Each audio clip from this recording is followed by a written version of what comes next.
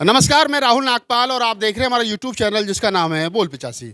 मैं आज दिल्ली में हूं और दिल्ली में मैं जिस जगह खड़ा हूं ये रोहतास नगर विधानसभा। रोहतास नगर विधानसभा में ये बौद्ध मंदिर है जिसको संगाराम बौद्ध विहार के नाम से लोग जानते हैं।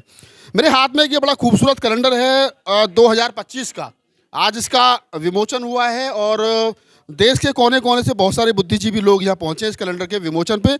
और इस प्रोग्राम का नाम दिया गया कैलेंडर से कैलेंडर तक, यानी कि पहले भी कभी कैलेंडर निकलता था और दोबारा उसको निकाला जा रहा है और आज उसका लोकार्पण किया गया। महत्वपूर्ण कैलेंडर है, आप नीचे देखेंगे इसमें तो बौद्ध भिक्षुओं की एक बहुत जो सीनियर बौद्ध भिक्षु उनकी एक लेन है।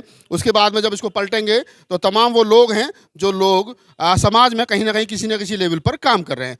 और इस कैलेंडर पर हम चर्चा करेंगे और कैलेंडर पर चर्चा इसलिए करेंगे कि महज ये तारीखों का कैलेंडर नहीं है। ये जो कैलेंडर है एक साहित्यिक कैलेंडर है।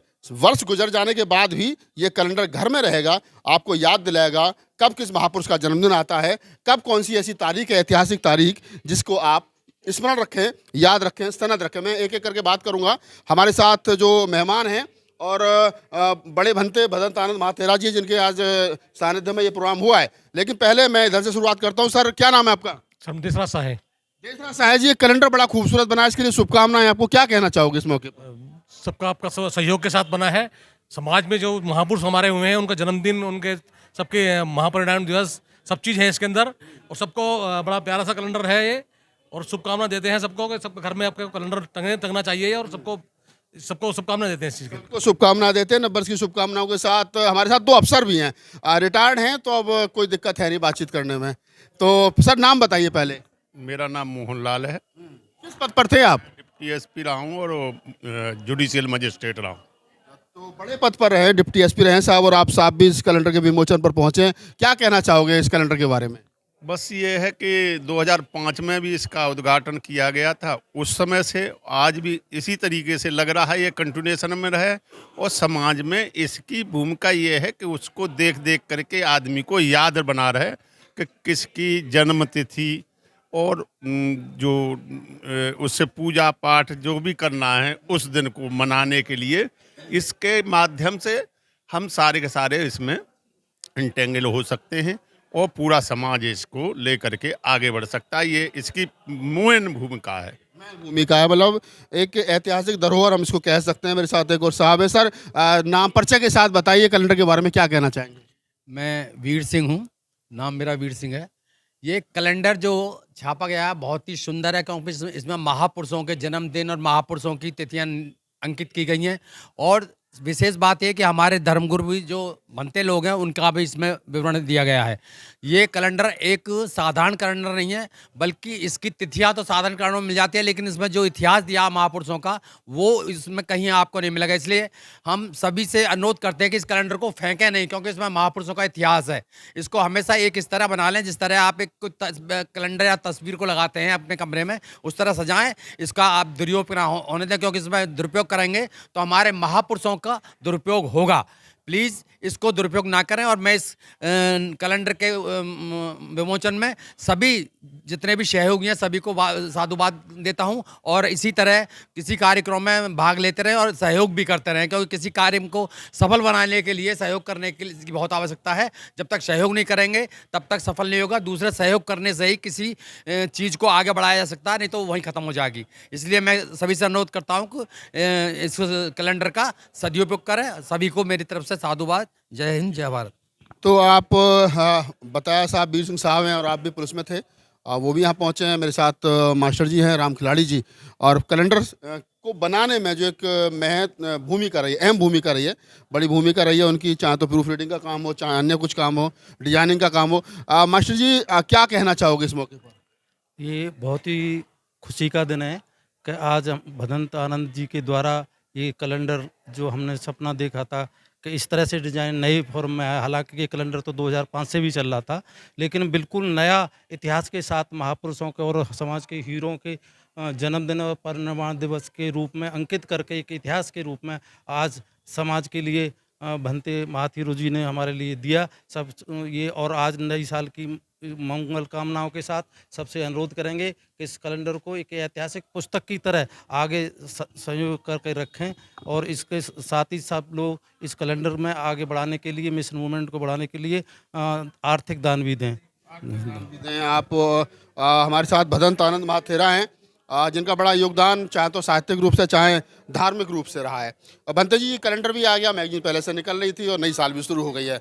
देश भर में करोड़ों आपको चाहने वाले हैं, खासतौर से आपके भाषण को आप जो धम देशना करते हैं उसको, तो क्या कहना चाहोगे इस पूरे अवसर पर? मैं इसमें दो शब्द इस्तेमाल कर रहा हूँ। पहला शब्द है कैलेंडर से कैलेंडर तक। मैं ये कह सकता हूँ कि कैलेंडर से कैलेंडर तक का दूसरा रूप है थीरो ज्योति की जुबानी, थीरो ज्योति की कहानी। यानी भिक्षु थीरो ज्योति ने 2006 से कैलेंडर से शुरुआत की और उसमें उपासकों के वो फोटो दिए जाते थे। तो मैं ये कह सकता था, या अभी भी कहता हूँ इस बात को, कि calendar is the mirror of social society. इसमें जो उपासक है, जिनके फोटो दिए जाते थे, उससे जिनके पास कैलेंडर था उनको ये जानकारी होती थी ये कौन उपासक है, ये कौन उपासक है। इस कैलेंडर के माध्यम से आदमी ये अनुसंधान कर सकता है कि किस महीने में किन किन महापुरुषों की जन्मतिथि है या पुण्यतिथि है।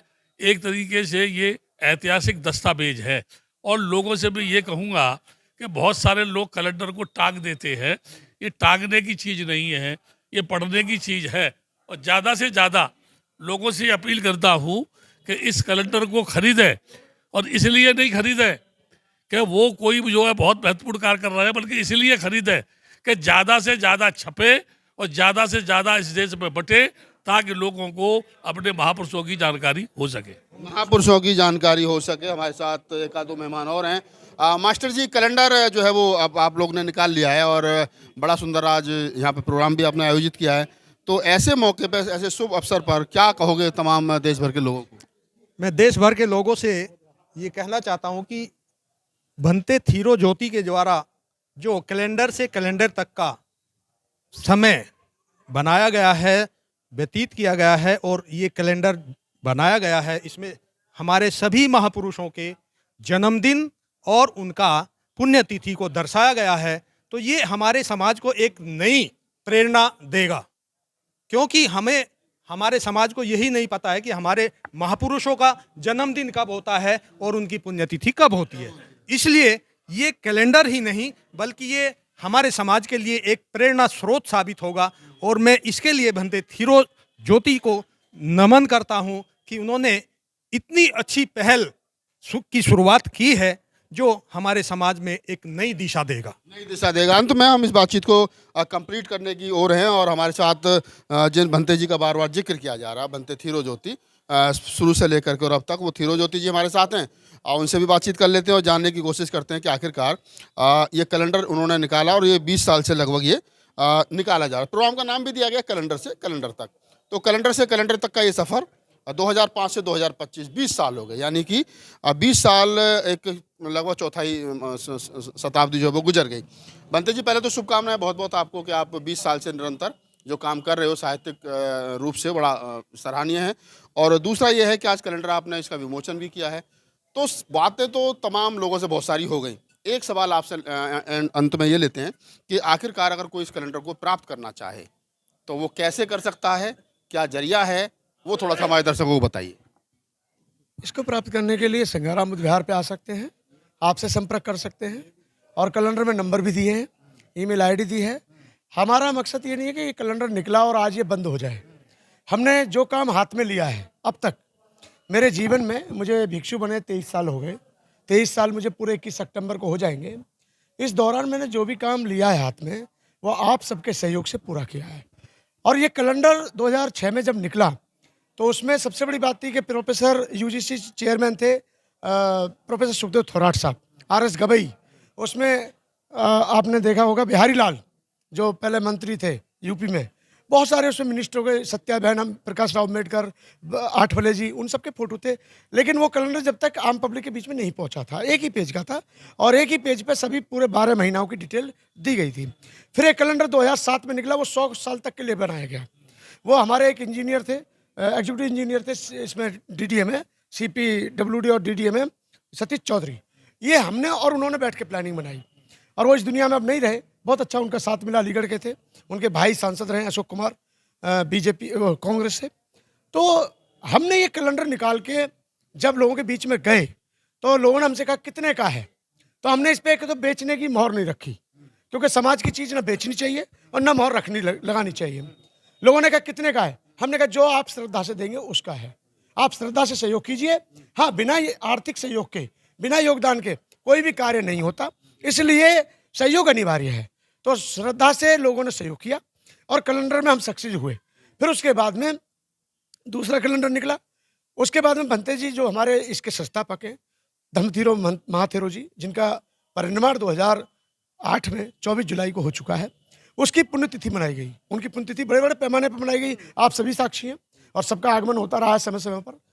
तो इस कैलेंडर को कैलेंडर के नजरिए से मत देखिए, इसने इतना बड़ा समाज जोड़ दिया हमने कि आज भारत के किसी भी राज्य में आप जाएंगे तो प्रज्ञा दर्पण का नाम ऐसा नहीं होगा कि कोई ना जाने।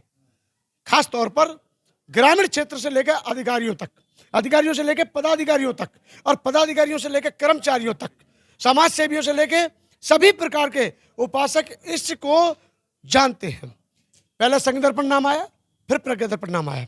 प्रज्ञा दर्पण विगत 2009 से लेकर आज तक चल रही है पत्रिका प्रज्ञा दर्पण त्रैमासिक पत्रिका। पहले वार्षिक स्मारिका होती थी जो 186 पेज की छपती थी, 216 पेज तक की छपी है, जिसका बजट बहुत ज़्यादा आता था, पैसा निकालना भारी पड़ता था, उसमें भी लोगों ने बड़ा साथ दिया। फिर प्रेम प्रकाश जी से हम जुड़े, उससे पहले तो हमारे ये जो वीर सिंह साहब हैं और मोहनलाल जी, इनसे जुड़े। फिर प्रेम प्रकाश जी ने बड़ा अच्छा साथ दिया। फिर सिंचाई विभाग, PWD, जल निगम।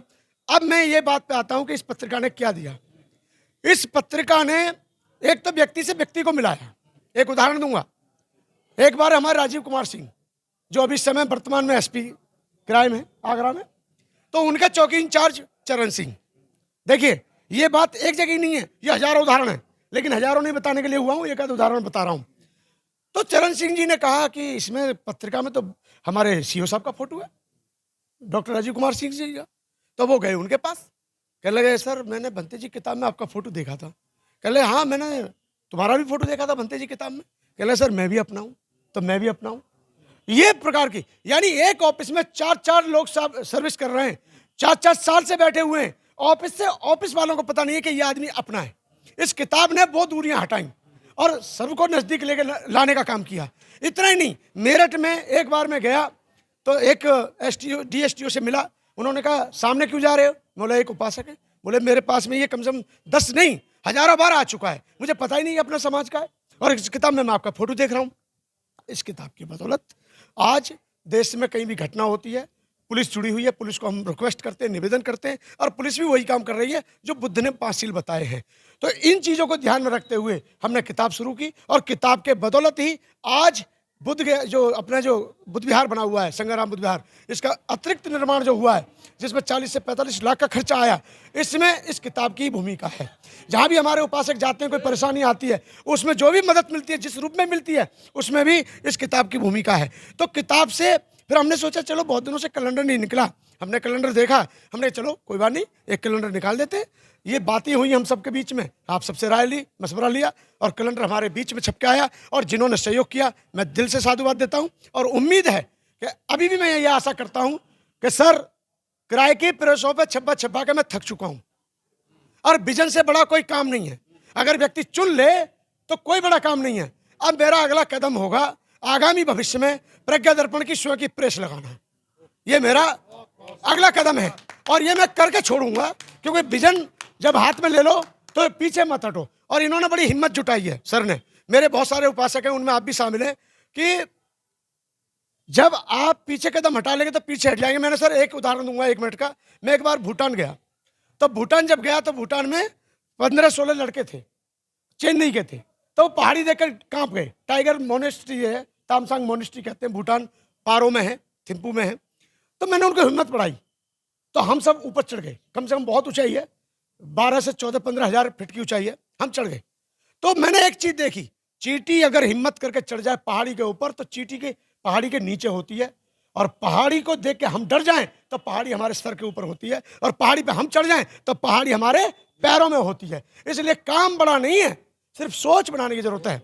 इसलिए अगला कदम हमारा प्रज्ञा दर्पण द्वारा प्रिंटिंग प्रेस ली जाएगी, बनाई जाएगी, और उसमें मुझे उम्मीद है समाज के सामने जो भी मैंने विषय रखा है समाज ने हमेशा साथ दिया है, उम्मीद करूंगा कि इसमें भी आप सब लोग साथ देंगे। तो आप भिक्षु बीपी थिरो ज्योति हैं। बात शुरू हुई थी अखबार से, सॉरी कैलेंडर से कैलेंडर तक, लेकिन कैलेंडर से कैलेंडर के सफ़र में प्रेस भी आ गई और पत्रिका भी आ गई और भवन का निर्माण भी आ गया। कैलेंडर जब निकला तो कैलेंडर के बाद में क्या क्या उपलब्धियां हुई हैं, समाज ने कितना दिया है, उसका लेखा जोखा भी आ गया। बातचीत करने का उद्देश्य सिर्फ इतना था कि ताकि ये पता चल सके कि आदमी अगर हिम्मत करे, एक मैसेज जा सके कि आदमी हिम्मत करे, तो ऐसा कोई काम नहीं है जिसे नहीं किया जा सकता। सब काम किए जा सकते हैं। आपकी लाइन ठीक होनी चाहिए, आपकी नीयत ठीक होनी चाहिए, समाज आपके साथ है और आपको चाहिए कि आप बढ़ चढ़ करके समाज को सहयोग करें और समाज आपको सहयोग करे। इस पूरी बातचीत के बारे में आपकी क्या प्रतिक्रिया, में कमेंट सेक्शन में बताइए और मुझे दीजिए इजाज़त। धन्यवाद।